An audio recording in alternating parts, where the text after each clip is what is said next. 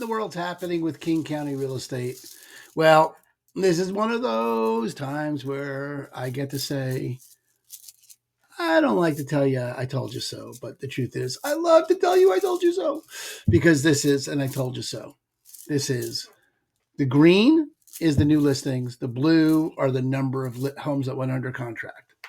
And it's been predictable, at least predictable enough for me to get it right, that we were going to see more listings in April than we did in April of last year. And almost, I thought maybe we would get to May's height last year, but we didn't quite get to May, which means it is definitely predictable that next month, this month, May, we're in now, is going to exceed last year. There's going to be more inventory, more homes to choose from.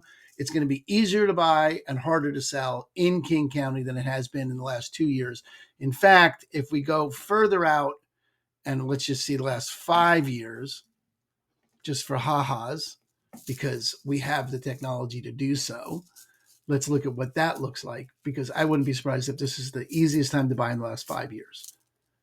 Yeah. Okay. So, yeah, way more inventory than the April of 2025 and more inventory than the April of 2024, and way more inventory than April 2023.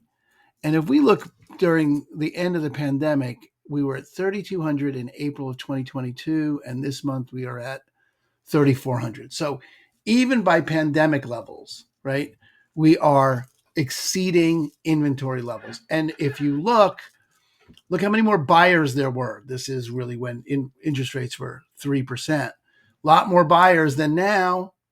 Easier to buy, harder to sell. That's literally the only takeaway you can get here overall for King County. Now, what does that mean about your place or where you're shopping? Not a ton, because every house is different and it depends on how you're going to price it. But you have to know that pricing your home the way you would have anytime in the last 5 years, it won't work. You certainly couldn't price it like you did when interest rates were 3%. That hasn't been the case for 3 years, that you haven't been able to do that. But even here, if you notice that the lines, the number of buyers compared to the number of sellers is closer, certainly was in 2024, meaning easier to sell, less houses to buy for every buyer. And now you're talking about more houses to buy for every buyer. And it looks like May is going to be easier to buy and harder to sell than April was. Now, if you're selling, what does that mean? That means you've got to be careful about how you price it. You've got to temper your expectations. You're still going to get more money than you would have last year because home prices have gone up, but you can't expect over the roof, over the ceiling, over the lot of no bidding wars in King County. This is unlikely bidding war territory. And, home values are increasing, but slowly, 1%, 2% every year. Very, very small increases, which is, we have a tendency to want what we don't have, like to value what we have more than what we don't have, and, look back at the past fondly. None of that's going to serve you well here.